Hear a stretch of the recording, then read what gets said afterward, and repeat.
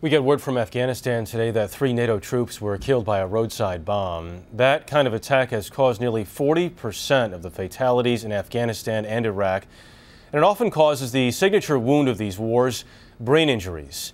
Now, Clarissa Ward from Afghanistan says the military is taking a new approach.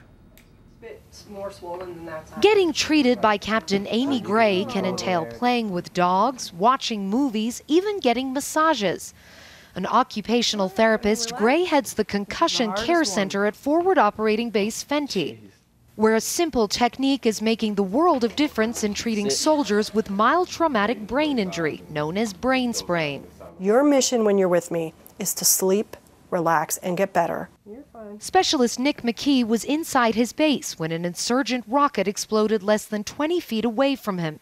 He escaped without a scratch, but quickly knew something was not right. I felt nauseous all that day and pretty much had headaches ever since. What else? Trouble sleeping, mainly.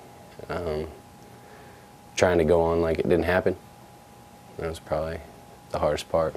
Despite incredible developments with blast-resistant vehicles like this one, traumatic brain injury is still the most common injury on the battlefield. In the last 10 years, more than 320,000 servicemen and women have been diagnosed.